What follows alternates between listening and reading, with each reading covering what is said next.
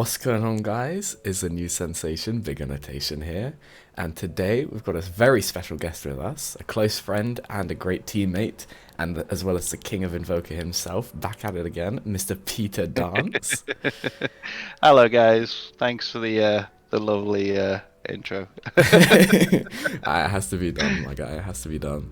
Um, but yeah, today he's going to be bringing us his Golden Frieza deck profile, which he took to Birmingham, the UK Games Expo events that we both went to, and he ended up playing it in both days, both the Zenkai Cup and the regionals, finishing fourth place in the Zenkai Cup and then Yeah. 21st in the regionals. So was that records of X1 and X2? hmm So Yeah. yeah, Peter's just gonna run through the deck. I'm gonna disappear from the screen, and he'll take you guys through it. Yeah. Hello, everyone. Yeah, different color than usual today, which is yellow, and it was set one Freezer. I didn't play any tournaments prior. I did play a little bit on tap with the deck, so my lines of play and my knowledge with the deck is definitely quite small. However, I was still happy with the way it performed. And as Ollie said, the X1 on day one, so I lost to Silk, who came second, and then on day two, I also lost to Silk Axel, who both came, I think, in the top eight. I know Axel came like fifth or something, I think. I don't quite remember, but again, sadly, those ones went to time, and obviously, Freezer's not a deck that kind of survives in the time because you need to go down to 4 life easy. So, for anyone that doesn't know the leader, it's a set one leader, and I picked it because I like Frieza and I wanted to play a yellow deck. It was sadly still the old ban list, so it was BT20 format with Gamma, SS4, and Sin. Sadly, however, I still wanted to play Frieza. So it's got a simple activate main, which is literally you kill a Frieza army or Frieza clan from your battle area to your drop. You draw one and untap one, and it doesn't care what energy it untaps, which is what makes it crazy good. Waken at 4 less life, and it's a simple untap 2 leader. And then on the backside, same principle. You kill a Frieza army, Frieza clan, and instead of untapping one, you untap 2, and you draw one. And since I love playing blue, this deck is basically like a blue-yellow deck in a sense of it's constantly untapping. And then it's just a simple, swing, draw one. So you want to get to its backside as soon as possible. So what I've noticed with Frieza is you go down to 4 life really quickly, and then you just stay at 4 life. You just negate, and you have a lot of little toys to keep you at 4 life. But that's the way I've noticed, and I've been playing Frieza personally. But no, that is just the simple leader. Like I say, oh sorry, my apologies. It's Frieza Army, not it doesn't include Frieza Clan, but everything that's Frieza Clan is Frieza Army basically. Anyway, so yeah, everything in the deck it can kill except for the cooler. So, just going over the main package, the main thing with the deck is you need Frieza army cards to kill, and again that just shows again my limited experience with the deck and why it's always important to read your cards. So the deck loves Frieza's Call. So this is a pretty simple one. You basically pay it for 1 energy, and then it plays Frieza's army card of 2 or less from your deck in rest mode. The great thing about it is it obviously, because it's yellow, it sets up stuff like Riposte. And obviously with your leader, if you think about it, turn 1 you activate this, you play a Frieza, you get the effects of the Frieza, and then you kill it, and then you draw 1 and untap 1, so it costs you no energy. It's put an energy in the drop, sorry, an extra card in the drop, ready for Riposte as well. So this is one of your key cards that you want to see early on, because again, it's thinning your deck, and as they say, deck thinning is deck winning. So I'll show you the targets for this particular card. Now, these two here, so the Tagamon and is it Ginyu? Yeah, Ginyu. These have a wall of text, but in this deck, all they do is draw 1. So you don't need to worry about the activate main effect or anything like that. Literally, the only thing that works is a simple draw one with these. So again, you play the Frieza, play this in rest, you draw one for that, you kill it, you draw one. So you're just filtering through your deck, and obviously you're getting your good pieces. That's what these two are there for. This one is a little one-off because with the deck, you need to self-awaken early. And what happens sometimes is you might be against decks that don't need to attack. So like Bulma, for example, you know, or sort of any decks where they've got an activate main or they're not going to attack you because they're a clever player. What this one does, again, you can bring it out with your Frieza's Call. When you kill it with your leader skill, for example, you can take a life and then play up to like a 1-drop from your hand. I mean, you don't have to play a Frieza's card from your hand, but you've got that option. It's what is it? Choose up to 1 Frieza card from your hand at entry cost 2 or less. So that's pretty irrelevant, but you're just taking a life. But that's what it does. You know, you can play riposte. It's 2 or less, isn't it? Yeah. So other than itself. But that's the basic concept. You don't really care too much about this unless you really need to awaken. You just literally, these are your main pieces to draw cards and filter through your deck. So that's like the core engine, if you like. So I wouldn't change those numbers. You could maybe increase this by 1, but ultimately I wouldn't increase those numbers. So let's just finish off with the extra cards. So you got the one-off Bloodlust because it's broken and you're a Freezer, so why wouldn't you? The one-off Power Super Saiyan because again, why not? It's a one-off. It's fantastic. I main deck 2 of Tyrannical Blows. I feel like it's a very good card to main deck. The Floodgates I don't really care about, and you'll understand why soon. But I like it because, you know, again, a lot of decks have like little ramp cards or like the 2-drop Beerus. There's a lot of cool cards that this hits. That's 3 or less. So I choose the main deck too, but what I will tell you is I'll put these cards here. There's a load of extra cards that you can easily decide to main or not main. So you can change those choices, and it's basically these coming up. So you've got the Freezer Army Reinforcement, because again, if I'm at 5 life and I play a Unison earlier than I perhaps wanted to, it allows me to protect the Unison and also then go down to 4 life for my Awakening condition. And then I have 2 copies of the Black Kamiha. So literally, obviously you'll main deck these because why not? They're one-offs, you know. You've got your 4 extra cards already, and then these 6 here, these are optional. You can change these for Release from Evil if you wanted, or some other. So this is very much personal choice, and you'll see in my side deck I have a lot of other extra cards I switch out.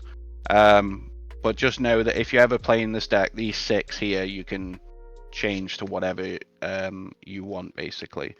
But they are the extra card lineup. But Bloodlust I absolutely love.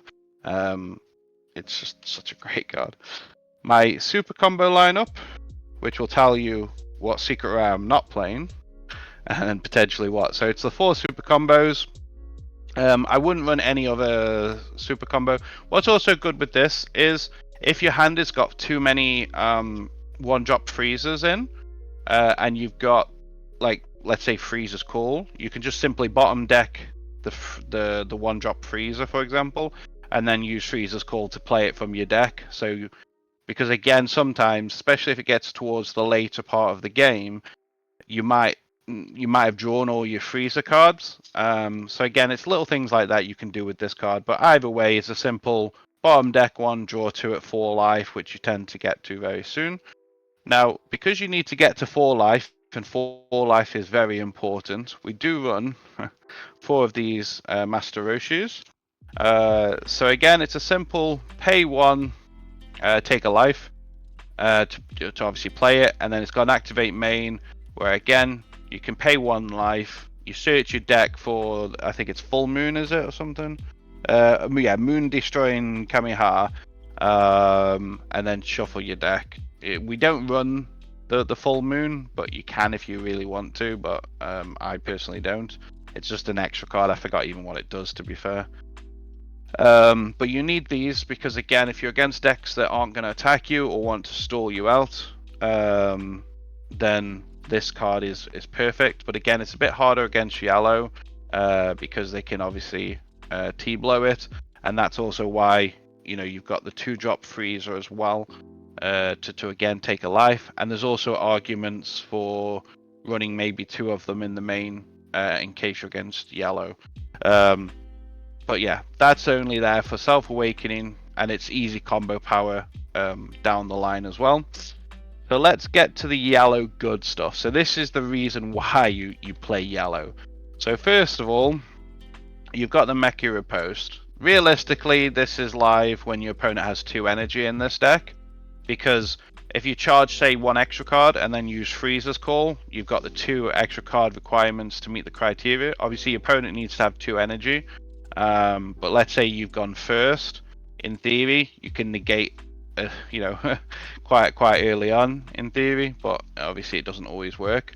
Now, another card that also benefits from all the killing and searching I do is also Sin, which is obviously the brand new card, which is pretty broken in my eyes.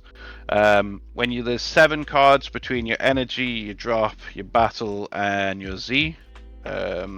You can play it for 2 mana, 2 energy, sorry.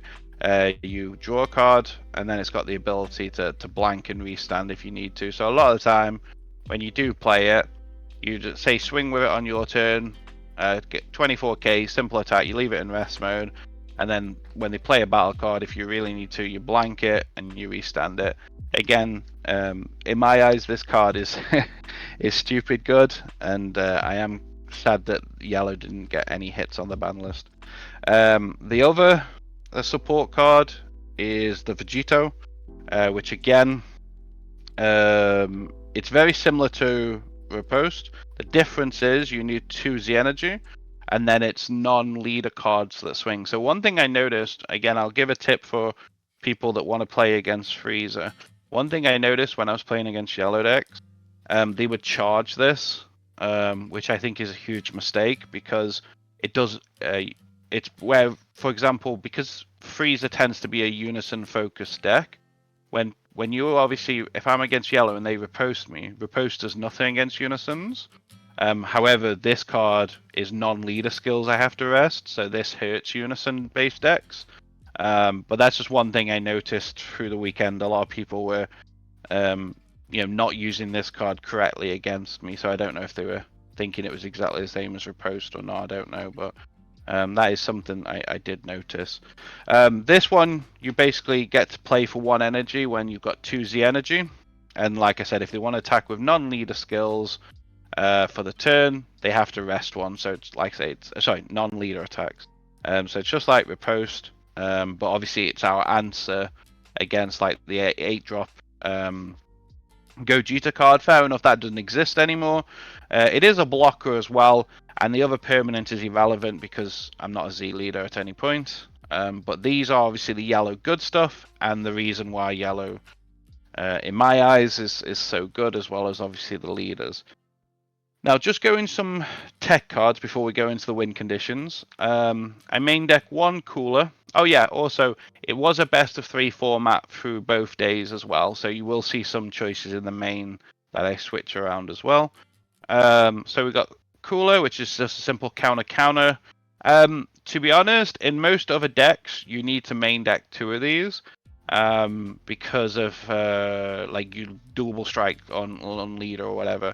For Frieza, I feel like it's more of a you need it sometimes, so that's why I only pack 1 in the main, and I think that's fine. This card was one of my best cards over the weekend, which was the 5-drop Frieza.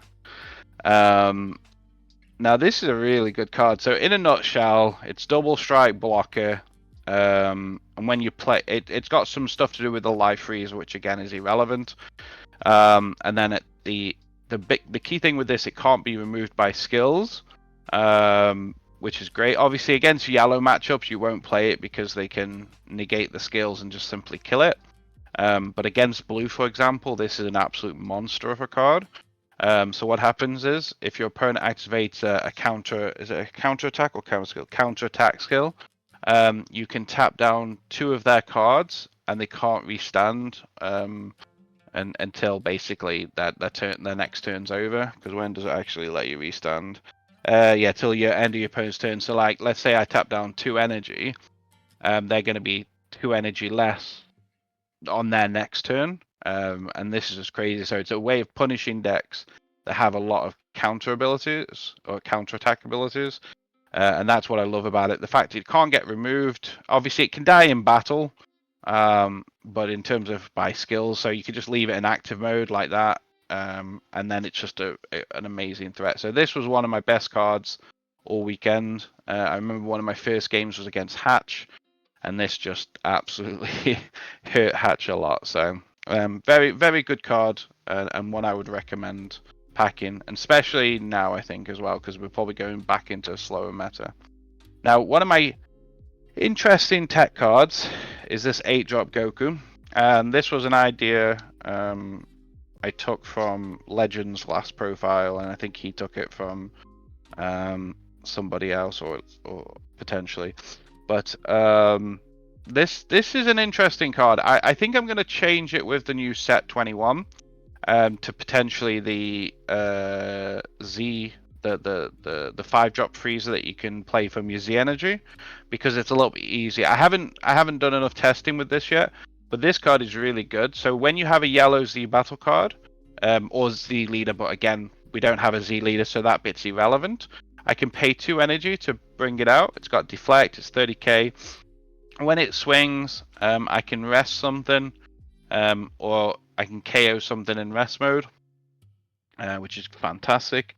So most of the time, if they got 1 energy open, I'm swinging, tapping down the last energy. And then it's got an activate main, which if all your cards in your battle area is in rest mode, you can limit 1, put it in active mode. So it's kind of like a dual attacker. It's not really, but it kind of is. And then again, because the auto on swing is not once per turn, you've got the ability to tap down another energy or kill another battle card, for example. So it's got a lot of utility in that respect. It's a good card. It's not 100% needed, but you know, because it can be a bit clunky to play because you need a yellow Z battle card in this case. But there is a new Z battle card I've put in that will make this easier to establish. So yeah, good card, not 100% needed, and I am thinking about changing that one. We got to do Overarms. So for me, 2 secret ID. You could go up to 3 because you fill your drop quite easily with this deck. So that's fine, or you could run the Vegito. There has been times when I've had one of these in my hand, and I wish it was the Vegito that, you know, or if you like the Broly effect, where it just removes anything regarding cost. But then there's also been times where Mass Saiyan's been the better choice. So that's dealer's choice. That's up to you, what you prefer as a player. I think 2 Overarms is correct because I think 3 is a bit too clunky, and I think 1 is too little. So, last part of the deck. Also, it's a 54 card deck as well. I think that's the correct amount because you draw so much. So let's talk about the win condition. So one of them is the secret rare, which is the amazing, absolutely crazy good cooler. Now, what's really good is, again, against certain colors, you need to play differently. And this is why, like, it's so important to decide what's correct. So like, for example, let's say I was against yellow, for example, and I think they got 1 energy open for the Vegito, for example. What I could do is I could, let's say it was turn 6, I play this for 5, he responds with the Vegito, I blood lost it for 1, or Tyrannical Blow. So sometimes it is correct to drop this on 5, but you also have to consider what your opponent might do. Obviously, if they're blue and they got Dirty Burst, then that's where you wait a little bit longer, and then you've got your cooler counter. But that's also another good thing as well. So let's say you're against red, for example. Red will always keep Violent Rays in their hand. So what you can do is, say you drop this turn 5, you kill, turn 6, for example, you've got 1 energy open. You kill one of your freezers, you've now got 3 energy open ready for cooler, counter. So again, this is where you have to decide which bits you need of the puzzle to make this work.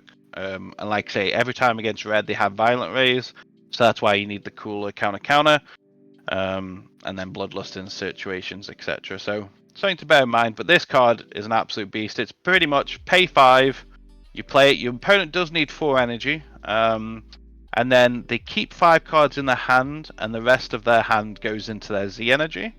And then it's just it gets barrier for the turn as well. It's 40k double strike. So when it swings, 40k double is gone. Activate main, activate battle. When it's in rest mode, I can restand it, get rid of 2 of the Z energy in order to restand it, and I can do that for as much as he's got Z energy. Well, 2 for each time. And then the other win condition, which is also, I think, the reason to play this particular deck as well, is the Unison lineup. So, just talk about this one. This one is crazy good in the deck. So, it's Higher Dragon. It's got a +0, which is just a simple draw one. I don't really care about the +0, but what I care about is the +1. So what it does is, it plays. So if we remember back here with these 1-drops, for example, it will play this from the drop in rest mode with its skills negated for the turn. This then becomes a 15k for the turn, so you +1, play that. You could swing at lead or whatever, 15k, that's fine. But the most important thing is I have this on the field to use with my leader skill, and it's cost me nothing to do that. So then let's say it's got 2 markers on, for example. For 1 mana, I got this on the field, I'm on my awaken side. I can then pay 3 for this. I'll jump in the gun a little bit, but I'm just sort of saying the win condition. This then comes out with 5 markers. I can then kill this on tap 2.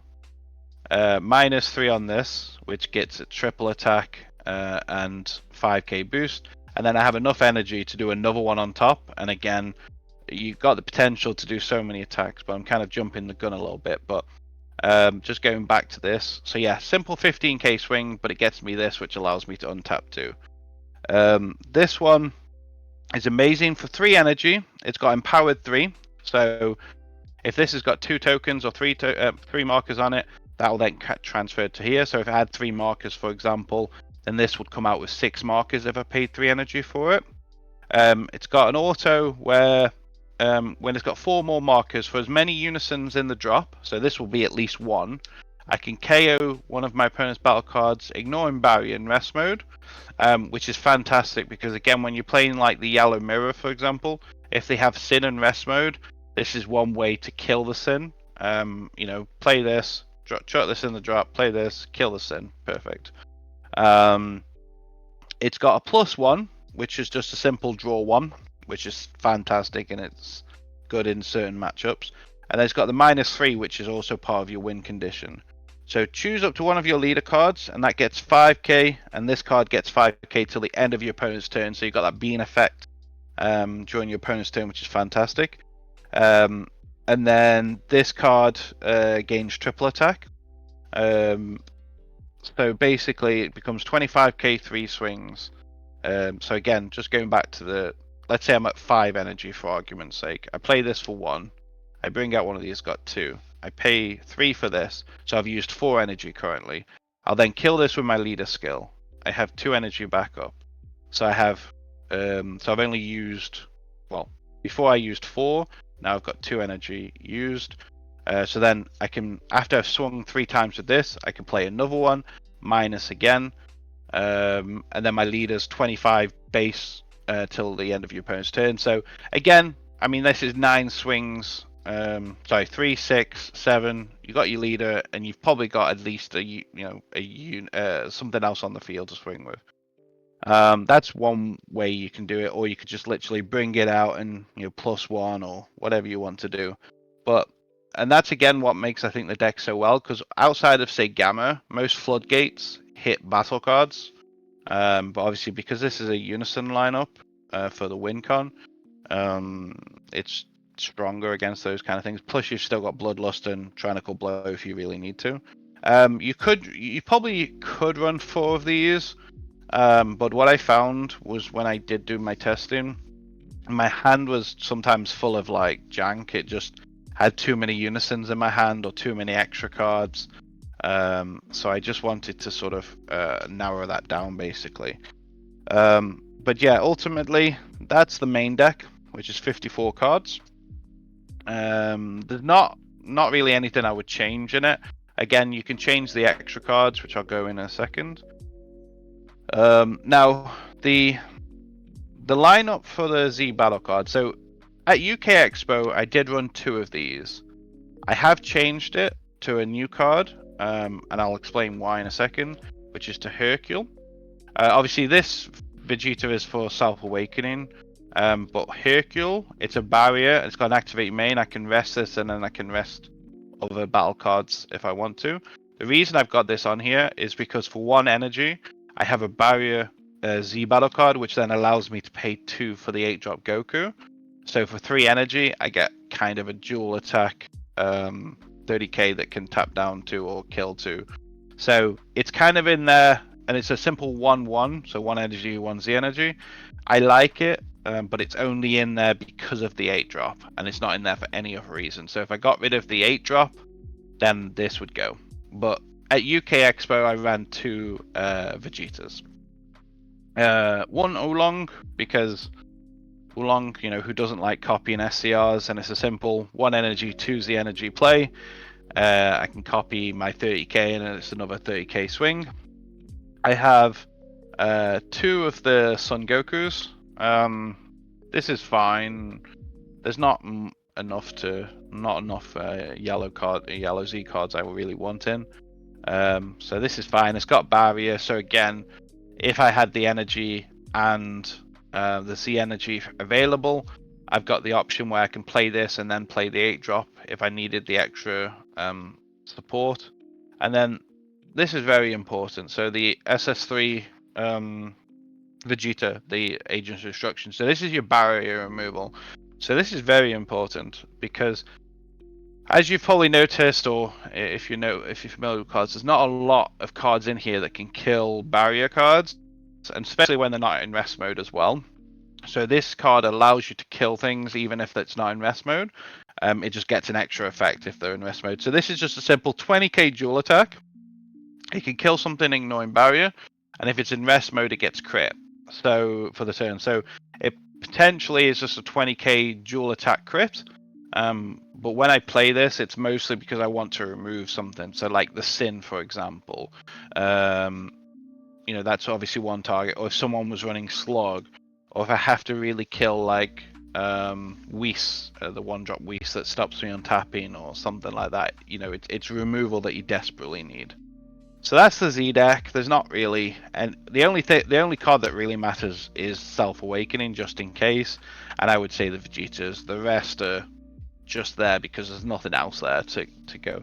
There is I will quickly say there is that new Tagamon that also can take a life, but it is 3 Z energy and it's a 1-drop from the new set. I don't think you would run it. But let's say I got rid of one of the 8-drops, I could see a reason to change this for Tagamon, because obviously 2 Vegetas are probably pointless unless they get rid of it. But it's food for thought. So let's talk about the extra cards first. So Death Blaster, because who doesn't like another Bloodlust? It's there for like the bigger threats. So again, ramping decks or sort of, you know, certain secret rares, like again, if I'm in a mirror match, this will also blank cooler, so then I have Bloodlust and this, so I have 2 chances to get answers for it. I did bring in another 2 T-blows because again, Gamma existed, and obviously that has floodgates that can deal with unisons, and again, if I was in the mirror or any yellow matchup, these come in to deal with the 8-drops, because again, even though no one was playing against them, this is a good answer for the 8-drops as well. The other extra cards are Release from Evil, which is again a great card. I've got a one-off Nimbus. I sided this in for people that had that I knew was going to be running the black robot. What's it called now?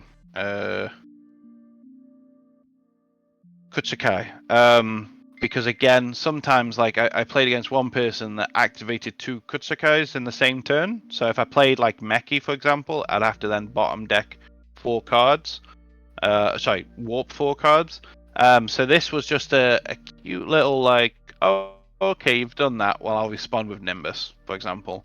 So it was kind of one of those cute plays. And then I've got 2 time magics for dual attackers, and then lastly 1 final flash. So there's a lot of, as you can see, there's a lot of extra cards in the side deck, but because the main deck, like I say, has those 6 slots that are free. Like if I feel like time magic, that's like a simple 2. So I made the side deck to be very easy to side in and out as well. So again, if I needed these 2, I could just side it, and whatnot. So it's very much your choice. Like you don't have to. You can main deck release from evils. I was doing that for quite a while, but then I felt like the meta changed, so I didn't need to main deck them. But that is personal choice, and that is up to you. There is no right or wrong. Like say, if it's best of 1 pre-side, it's irrelevant. And then with best of 3, you just main deck what you think you need as your main answers. And then just the last couple of cards. So Jiren, because unfortunately Turning the Tide is still around, and that still exists. So unfortunately that is there for those decks. We have 2 Black Smokes, which was good for the mostly Unison matchup, so like Gamma, for example. I don't know if that changes now that a lot of the like Gamma's gone and stuff like that. So I assume you still keep them because it's still barrier removal, worst case scenario. I did add an extra cooler in the side deck, so if there was a lot of blue matchups or a particular deck that had so many answers to my stuff, and then 2 Vidals and Gohan power couple. This is, even though I didn't really side this in too much, this is more for the Whis. So or Black Masaeans. Pretty much, I think maybe 1 or 2 people ran the Whis, so it didn't really matter. But this is there where you just pay 1 yellow, you discard it, and you minus 5k something, ignoring barrier. So this is good for the answers against you. So like say Black Masaean. Not so much that, but still it is a nuisance. But mostly it's for the Whis and the Boar Ghost equivalent with it that basically would trigger when I untap with my leader skill. It's not the end of the world if you don't untap, but obviously when you're awakened, it definitely is going to hurt you. So that's my deck. To be honest, a lot of the set 1 freezes are very similar. A lot of the inspiration for this has been taken from obviously Legends, so shout out to him, and also our world champion Tarpini, because obviously he also ran a heavy Unison package as well. But I think at this point set 1 Freezer is kind of solved. I don't feel like there's a few tech choices, but ultimately I don't think much will change in set 21. You could maybe look at doing a swap engine, maybe. But I think for now, set 1 Freezer works best as a Unison package and the cooler SCR. That's my personal opinion. But again, I do lack experience compared to some of the people I've listed already. That's great. Well, thanks very much for running us through that deck, Peter. Did you want to... I know, obviously, what with the event taking place over 2 days, it might be a bit long, but did you want to run over kind of any matchups or maybe any particular matchups that you might have wanted to mention that you might remember from a week ago? That's a good question. I mean, to be fair, I enjoyed most of my matchups. It was a good event. Obviously, I wish the prizing was the new prizing, which was the INVOKER stuff. I would have definitely spent more time practicing this deck. But no, I think like shout out to obviously everyone I played against, to the organizers. Yeah, maybe there's a few things could have gone better, but overall it's great to have real life events. And shout out to obviously my team -2. Yeah, -2. Yeah, unfortunately, I don't have my team -2 playmat because for some reason, obviously, Ollie knows this. I spent literally about 10-15 minutes running around the house trying to find it, and I still can't find it. So I'll have to use, unfortunately, my Gin Ember playmat.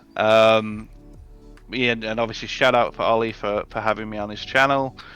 So you guys get to listen to me waffle on in great detail. But yeah, anyone wants to talk Frieza or mostly INVOKER, you're welcome to message me at any time. I think I will be on set 1 Frieza for a bit longer. There's also my eye on a few other decks, but I feel like Frieza's a really good deck still. That's great. Well, Yeah, shout out to everyone.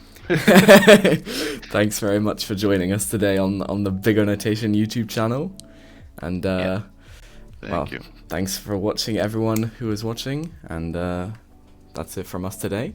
We'll catch you guys in the next one with another Team -2 collaboration.